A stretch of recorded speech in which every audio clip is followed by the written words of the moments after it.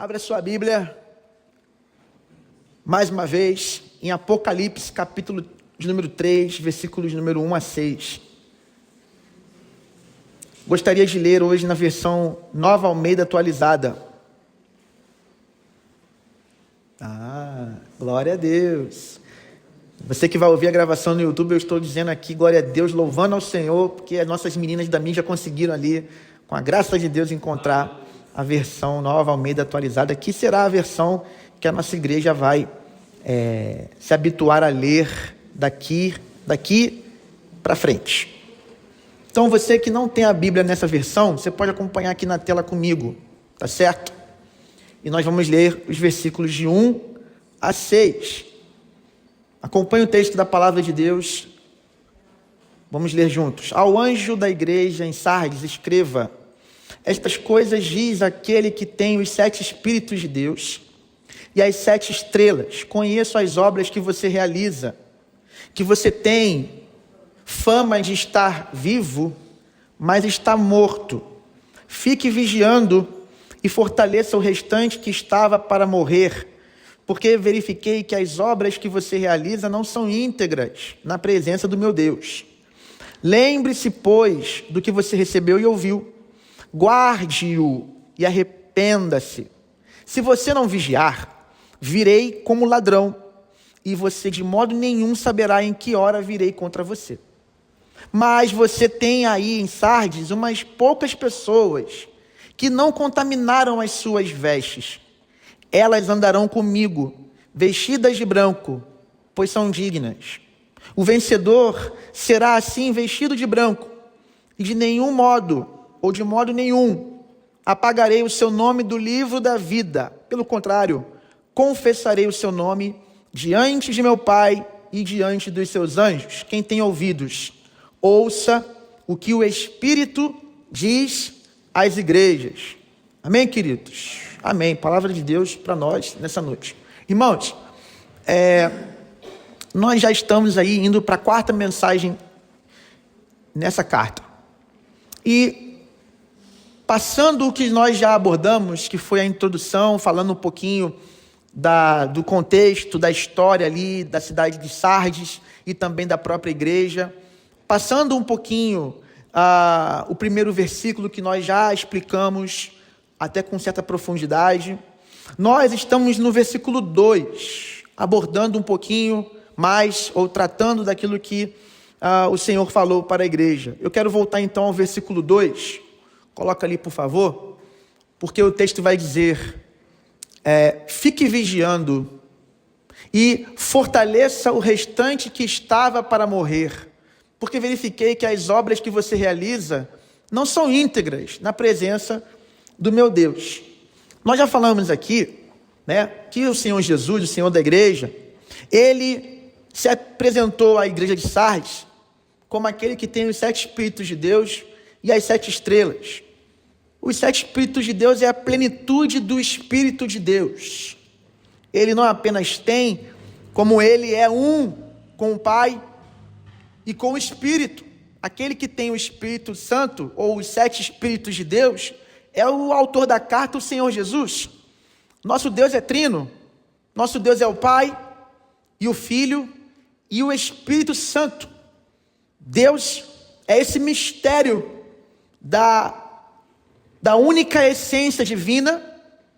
A essência é uma só há um Deus. Só existe um Deus.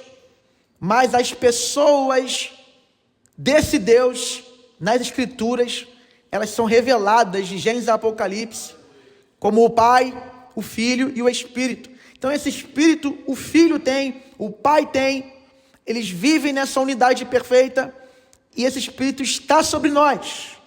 O Espírito Santo em plenitude está sobre a igreja. Ele também tem as 7 estrelas, ou seja, ele tem o governo sobre a igreja. Ele é o pastor supremo da igreja. As 7 estrelas são os 7 pastores das 7 igrejas do Apocalipse. As igrejas da Ásia Menor, que estamos aqui tratando nessas semanas de quinta-feira. Jesus tem essa liderança, esse governo total sobre a sua igreja. E aí, meus irmãos, ele já falou para a igreja: você tem fama de que está vivo, mas está morto. Então nós percebemos aqui um cenário de morte espiritual. E vocês perceberam na última semana que nós falamos que essa igreja, ela tinha uma liturgia, ela tinha até mesmo uma dinâmica ministerial. Era uma igreja, inclusive, possivelmente cheia de frequentadores, de pessoas envolvidas com os ministérios. Devia ter lá pastores, devia ter mestres, profetas, cantores, músicos. A igreja tinha lá a juventude, as crianças, idosos. Era uma igreja grande, uma igreja relevante, uma igreja famosa. A fama era uma. Mas Jesus vê a igreja não apenas por fora como os outros veem. Jesus vê a igreja por dentro como ninguém vê. E vendo Sardes por dentro, ele fala: você tem fama por fora de estar vivo, mas por dentro você está morto. Você tem uma aparência, não tem essência. E aí, meus irmãos, chegamos nesse ponto da carta onde nós percebemos que o problema dessa igreja era uma religiosidade morta. Então era uma igreja morta no espírito. Ela era viva no ministério. Ela era viva na agenda. Ela era viva nas programações, nos eventos. Havia gente engajada com muita coisa, fazendo muita coisa. Só não havia vida no espírito. Não havia profundidade na graça, na presença do Espírito. E a religiosidade, meus irmãos, é um problema gravíssimo. E eu percebo que na história aqui dessa igreja, por conta do fato de Jesus Cristo fazer uma distinção profunda entre aqueles que usavam vestes brancas com aqueles que estavam mortos. Irmãos, quem está morto é um cadáver. Quem está morto, depois de um certo tempo, ele começa a cheirar mal, sim ou não? Começa, a entrar em estado de decomposição. Se Jesus está olhando para uma igreja dizendo: vocês estão mortos, vocês estão então cheirando mal, vocês estão em estado de putrefação, estão entrando em decomposição, vocês não estão com vida verdadeira fluindo em vocês, não há uma alegria no que vocês fazem. Vocês até fazem, mas é por obrigação. Vocês até oram, mas é no automático. O nome disso é religiosidade, irmãos, amém ou não? Religiosidade, o pastor está falando disso já tem semanas. Isso tem que cair por terra, porque, irmão, a coisa mais simples para cada um de nós que já crê é andar um tempo, ficar alguns anos e começar a achar que aquilo que nós fazemos nos torna dignos de algo diante do Senhor, quando na verdade o Evangelho de Jesus nos apresenta o fato de que nós podemos fazer grandes coisas e continuaremos não merecendo nada dele. Tudo o que fazemos é por conta da graça que é anterior ao que nós podemos produzir nela, amém, irmãos? Você faz tudo porque Deus já te escolheu, já te amou, já te libertou, Ele já te salvou, te adotou, Ele te justificou, Ele te libertou, Ele te redimiu, Ele te encheu do Espírito. Então tudo que nós temos vem dEle, e tudo que nós realizamos só podemos realizar nele. Jesus disse: eu sou a videira, vocês são os ramos, então só tem como dar fruto em mim. Sem mim, nada podeis fazer. Agora, irmão, tem muito galho dessa árvore, dessa videira, que não dá fruto, porque na verdade na videira não está. Aí diz a palavra: meu pai é o agricultor. Meu pai também, ele percebe o ramo que dá fruto e ele poda, ou seja, ele corrige, ele ajusta, ele melhora as condições para que possa dar mais fruto. Mas e aquele que não dá fruto, o que o pai faz? Como agricultor, ele corta. Quando não há fruto, quando não há vida no espírito, o que resta? Carnalidade. E para onde vai uma pessoa carnal no ambiente do reino? Vai para a apostasia, para o abandono da fé, para a negação daquilo que afirmava. Tive a triste experiência agora recente de ver um jovem abençoado, que teve experiências com Jesus, com o Espírito Santo, e que está agora declarando com todas as letras: eu não sou mais Jesus, eu não sou mais crente, eu não quero mais ser, eu não quero nem mais saber dessas coisas. Na verdade, eu quero me desvincular de tudo que me vinculava a essa realidade anterior minha, eu não quero saber disso. É uma das coisas muito tristes. Paulo, na sua segunda carta a Timóteo, ele vai dizer, olha, Timóteo, Demas, se você ler a carta de Filemão, se você ler a carta de Colossenses, lá no final, nas saudações do apóstolo Paulo, ele vai citar Demas como um cooperador. Na segunda carta de Timóteo, a sua última carta, ele vai dizer, Demas me abandonou, porque passou a amar o presente século.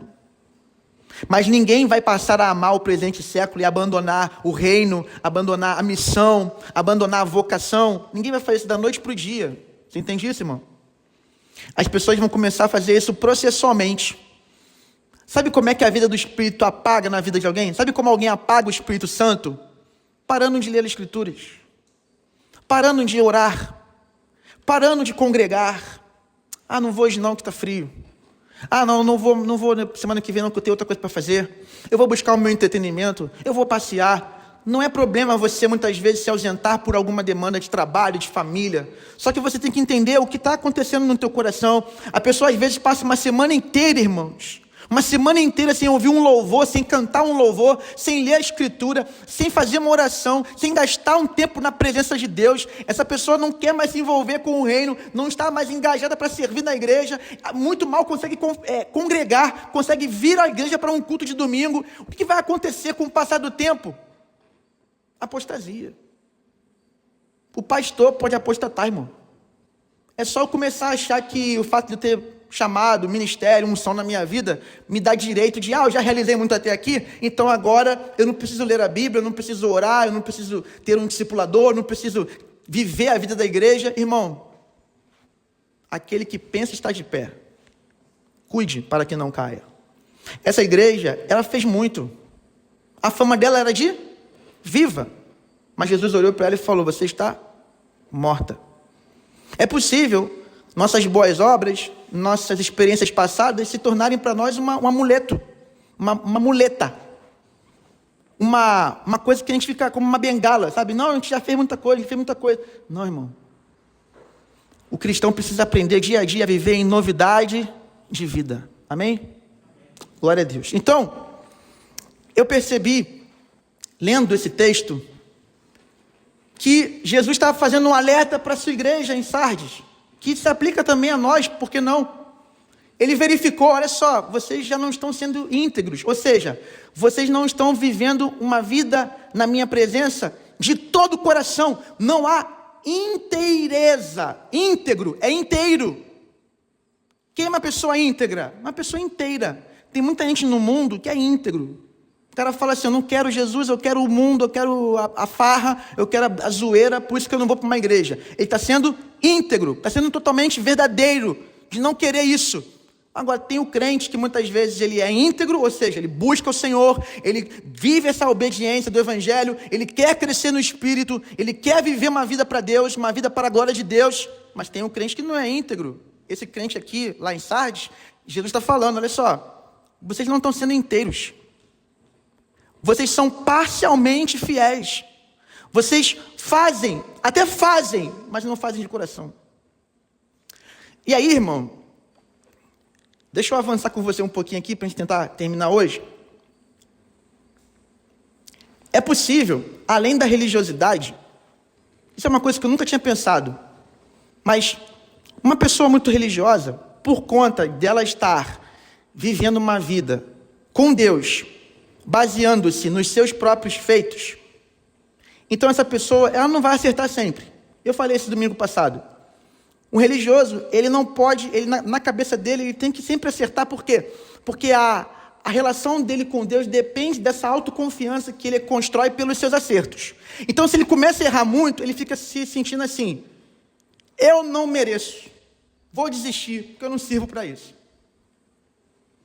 Ele não entendeu que, na verdade, ele nunca vai merecer e que, na verdade, ele só pode avançar na fé se ele entender que tudo é, primeiro, o amor de Deus sobre a vida dele.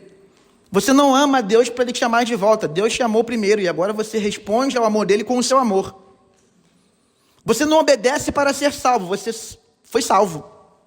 Por isso você passa a obedecer. Essa é a lógica do evangelho, mas quando falta evangelho, sobra, sabe o que, irmão? Religiosidade, e muitas vezes a pessoa vai fraquejando na caminhada e chega ao nível de uma carnalidade. Aí eu queria mostrar uma coisa aqui. Porque lá em Sardes, se você ouvir a primeira mensagem dessa série, sobre a parte 1 dessa série sobre a carta à igreja de Sardes, lá eu vou explicar um pouquinho como funcionava a realidade da religião ali. E era uma realidade de muita carnalidade. Havia o culto a Cibele. E o culto a Cibele era um culto marcado por promiscuidade. O culto também lá naquela época era um culto muito voltado para as emoções. Um culto pouco racional. E era uma cidade muito próspera. E uma igreja muito próspera numa cidade próspera.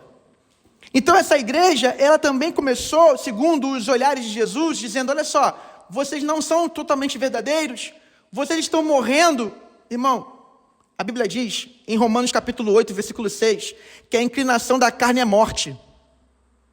Então a igreja de Sardes possivelmente estava morrendo espiritualmente porque estava se inclinando para as obras da carne. A carnalidade é a vida dirigida pelos desejos da natureza pecaminosa, que resiste até a ação do Espírito e ainda pode ter uma capa de espiritualidade. É possível alguém ser cristão carnal, só que aí, amigo, aos olhos de Jesus, ou você é cristão ou você é carnal. Mas é possível ter numa igreja um cristão carnal. Como assim cristão carnal? O nominal. Ele vem à igreja. Ele até pode dar dízimo. Ele pode cantar. Ele pode ter doutrina. Ele pode confessar. Ele pode se envolver. Só que ele vive no seu dia a dia dirigido pelos desejos pecaminosos. A carnalidade é isso. Então essa pessoa, ela começa no caminho a manipular a relação com Deus ao ponto de viver uma coisa na igreja e outra coisa fora dela. Irmãos, isso aqui poderia estar acontecendo lá naquela igreja. Paulo, quando vai confrontar a igreja de Corinto, na primeira carta dele aos Coríntios, capítulo 3, versículo 1 a 13, ele vai dizer assim, vocês ainda são carnais, vocês são meninos espirituais, porque entre vocês há contenda, inveja, dissensões, é o que ele vai dizer. Porque vocês estão se dividindo entre eu sou de Paulo, eu sou de Apolo, eu sou de Cristo, sou de Pedro. Ou seja, está mostrando, vocês não são espirituais, porque o pecado é cultural em vocês. O pecado não é acidental. Vocês não estão no nível do erro do alvo, do pecado acidental, que muitos de nós aqui sofremos no caminho. Irmão, todos aqui pecam, amém ou não? Agora, irmão, não é pecado ter fraqueza. Pecado é se entregar à fraqueza sem lutar contra ela. Eu vou repetir. Não é pecado ter fraqueza. Pecado é... O que eu falei? Para saber se tu está atento, irmão. Para saber se tu está ligado. Não é pecado ter fraqueza. Pecado é se entregar à fraqueza sem lutar contra ela. Foi o que eu falei, né? Irmão, todos vamos errar. Tanto que a carta de João, segundo capítulo da carta de João, da primeira carta, ele vai dizer, filhinhos, não erreis, não pequeis. Mas se vocês pecarem, vocês têm um advogado junto ao Pai, Jesus Cristo, o justo. Ele está falando assim, gente, não é para errar, mas eu sei que vocês em algum momento vão cometer erros. Mas aí, vocês, quando cometerem erros acidentais, tem um advogado para reivindicar junto ao Pai, dizendo assim, olha, ele falhou, mas foi um acidente. Ele falhou, mas ele é nosso. Ele falhou, mas ele crê na minha verdade e no que eu realizei por ele. Pai, perdoa ele. E o pai vai e justifica. Fala assim, não, realmente, ele é filho. Não, ele é nosso. Agora, irmãos, aqui em Sardes, o que está acontecendo não é o pecado acidental, é a iniquidade, que é o pecado estruturado como cultura na vida de uma pessoa ou de uma comunidade, ou de uma parte dela. Porque o texto vai dizer que alguns não estavam envolvidos, estavam vestidos de branco, mas uma grande parte estava corrompida. E aqui, meu irmão, eu queria que você prestasse atenção, J. Carson vai dizer, carnalidade é viver como se Deus não estivesse presente, mesmo entre os que dizem crer nele.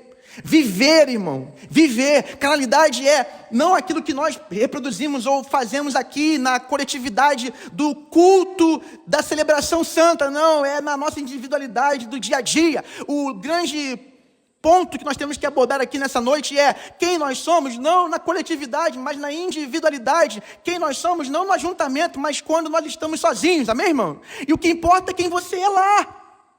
Porque quem você é lá define o que Deus tem a dizer para você. Jesus está falando para a igreja: eu conheço as tuas obras.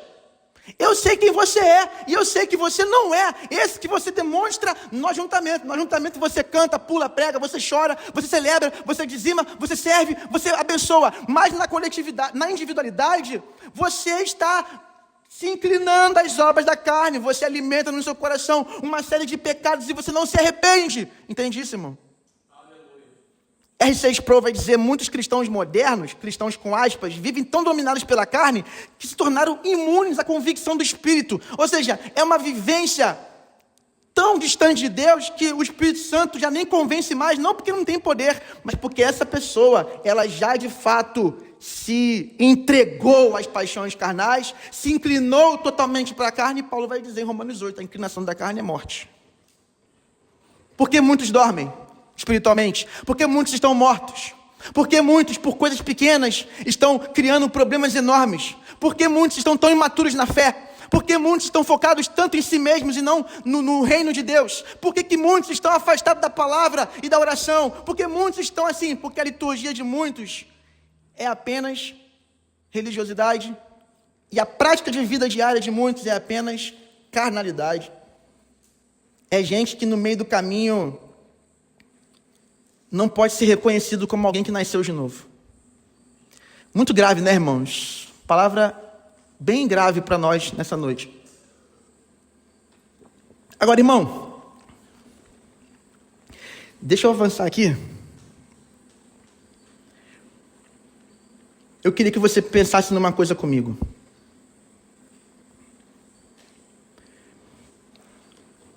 O que Deus tem para nós... Passa para mim o versículo 3, por favor. O que Deus tem para nós, irmãos, não é uma vida inclinada às coisas da carne, às coisas desse mundo. O que Deus tem para nós é que nós nos lembremos daquilo que nós recebemos e ouvimos. Sabe o que nos trouxe até aqui? O Evangelho. O que nos trouxe até aqui é a mensagem de que Cristo Jesus foi morto pelos nossos pecados, segundo as Escrituras. E ao terceiro dia ressuscitou dos mortos. Ah, mas isso é básico, pastor. Pois é. Mas é essa mensagem que nos enche do poder da ressurreição e nos faz lembrar novamente, irmãos, que a nossa vida agora é uma vida nova e uma vida vivida pelo Espírito Santo. Porque no Evangelho também está prometido lá não só a ressurreição, mas a ascensão e depois a descida do Espírito. O Espírito desceu sobre a igreja. Para quê, irmão? Para nos dar vida espiritual. Esse texto está mostrando para nós uma igreja que morreu espiritualmente, na sua maioria. Uma igreja que precisa de avivamento. Como virá avivamento? Virá por um retorno ao Evangelho. O avivamento vem quando a igreja volta para a Bíblia. O avivamento vem quando a igreja volta para as coisas do Espírito. O avivamento vem quando a igreja volta a se ajoelhar e buscar em oração. O avivamento vem quando aquilo que provém do Espírito agora também é a nossa cultura.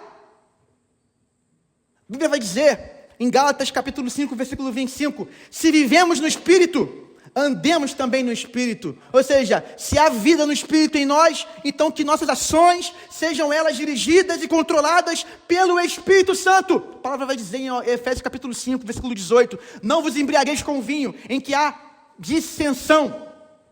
O que significa isso, irmão? O vinho bebido com excesso, ele assume o quê? O controle da nossa mente e do nosso corpo. Uma pessoa embriagada é controlada pela bebida. Sim ou não, irmãos? O texto está dizendo, não sejam controlados por bebida, não sejam controlados por coisas carnais, não sejam controlados pelos sentimentos pecaminosos, sejam agora controlados, cheios, dirigidos e direcionados e conduzidos pelo Espírito Santo. E como é que se faz isso? Vamos ler a palavra, abre comigo lá, em Efésios capítulo 5. Abra comigo a sua palavra, a sua Bíblia, em Efésios capítulo 5, versículo de número 18.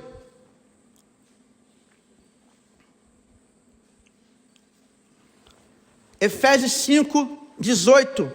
Se você quiser acompanhar na tela, pode acompanhar, ou então na sua versão mesmo. E não se embriaguem com vinho, pois isso leva à devassidão. Devassidão aqui é uma prática imoral, uma prática imunda, suja, pecaminosa. Mas deixem-se encher do Espírito. Deixe o Espírito conduzir. Deixe o Espírito habitar e manifestar as obras de Jesus em você. Deixa o Espírito guiar você.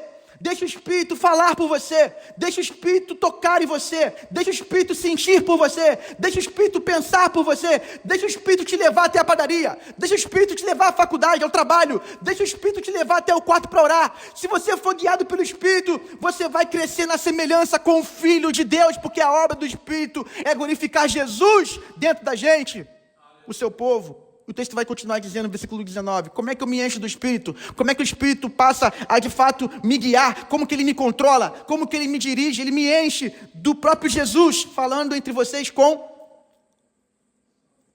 Fala. Salmos. Salmos é a palavra de Deus. Salmos é louvores a Deus. Salmos são orações a Deus.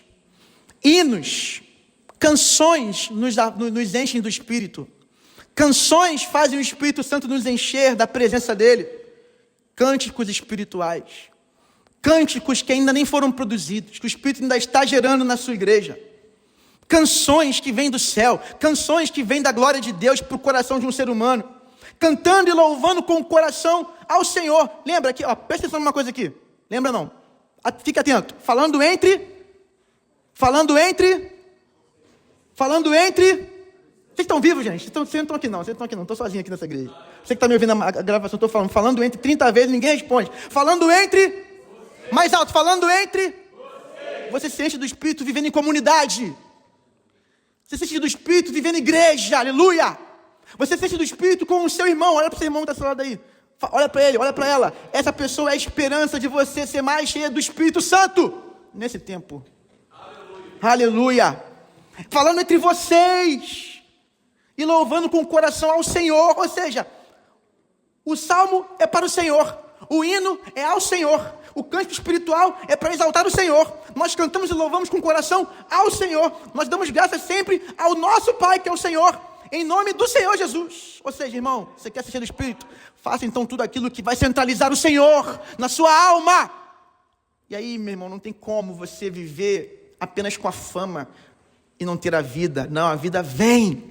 E aí você está cheio do Espírito você é controlado, não é o vinho, não é a pornografia, não é o dinheiro, não é o entretenimento, não é a rede social, não é bebida, não é comida, não é trabalho, não é academia, não é a própria imagem, não é nada controla você, sabe por quê? Porque você está sendo controlado e dirigido pelo poder e a presença do Espírito Santo. Essa igreja não tinha isso. E, infelizmente, eu vou precisar ir para a parte 5 dessa palavra. Amém, irmãos? Amém. Alguém vai reclamar disso? Reclama não, irmão. Reclama não, quem está. É melhor a gente mergulhar em um versículo. Mas o Senhor falar profundamente ao nosso coração do que a gente passar assim, ó, correndo e perder a oportunidade de receber a profundidade do que Deus tem a dizer para nós nesse tempo, pela sua palavra. Eu termino, volto para o versículo 3, lá de Apocalipse 3. Daqui, vamos caminhar na próxima semana. Fala comigo assim, deixa elas colocarem ali o texto. Versículo 3. Lembre-se, fala assim, lembrar. Lembre-se, pois, do que você recebeu. Ó, então você vai lembrar, e o texto vai dizer assim, guarde-o. Então fala assim, guardar. Então, ó, lembrar e guardar. Certo? Jonatas, por favor, meu filho. Guarde-o e arrependa-se. Arrepender. Então diga assim, lembrar, guardar, arrepender. A solução para vencer a frieza e ver avivamento é lembrar do Evangelho. O que nós ouvimos, o que nos salvou, o que nos colocou a fé, o que nos deu o Espírito, o que nos faz agora andar em boas obras, é o Evangelho. É o que Cristo fez por nós. Nós temos que lembrar que no centro de nós, da nossa família, da nossa igreja, do nosso ministério, do nosso trabalho, de tudo que somos e temos e fazemos, o centro é Jesus Cristo. Que nós não somos mais nós mesmos, porque nós estamos em Cristo, então nossa identidade tem nome agora, Jesus Cristo. Lembra do Evangelho, lembra do amor de Deus. A cruz revela a ira sobre o nosso pecado, mas a cruz também revela o grande amor de Deus e a graça infinita dele por nós. Lembra e guarda. Não basta você lembrar, você tem que relembrar e relembrar. A vaca, o boi, tem boi por aqui, né? Tem vaca. Às vezes eu estou aqui na igreja, de repente eu olho para o lado e há uma vaca. Glória a Deus por isso. Às vezes ela escapa aí, né? Dá um jeitinho, mas ela vai embora. A vaca come um alimento, o pasto, o mato, e ela mastiga, e ela faz uma outra coisa, ela rumina. Quando ela rumina, ela leva lá para dentro e volta. É meio nojento, né? Aí ela vai e volta, vai e volta. Quando ela faz isso, ela está extraindo mais nutrientes, mais vitaminas daquele alimento, enquanto ela está ruminando.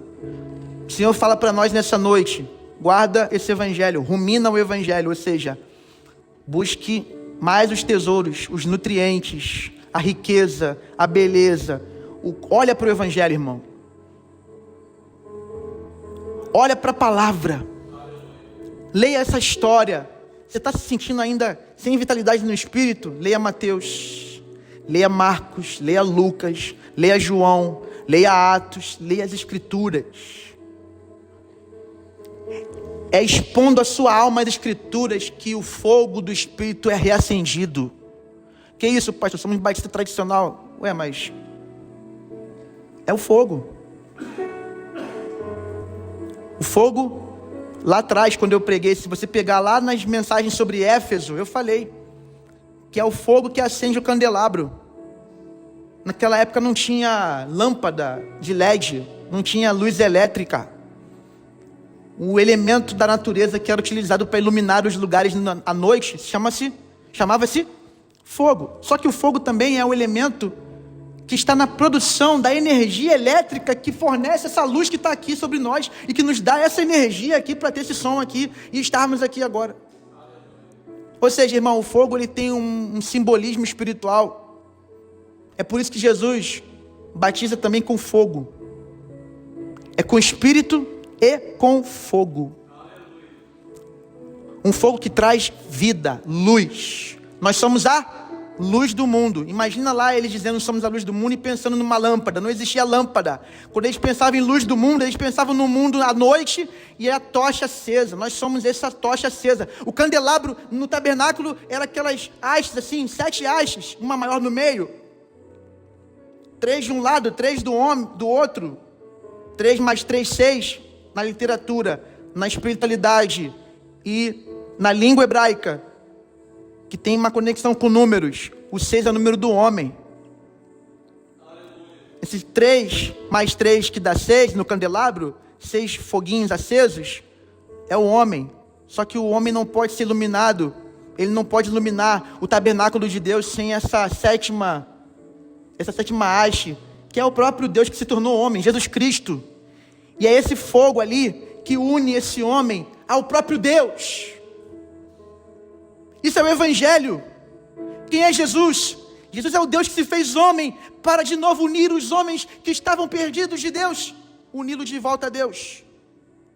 Você tem que lembrar, guardar, ler a Bíblia, continuar na fé, orando, insistindo. Se está fraco, pede ajuda.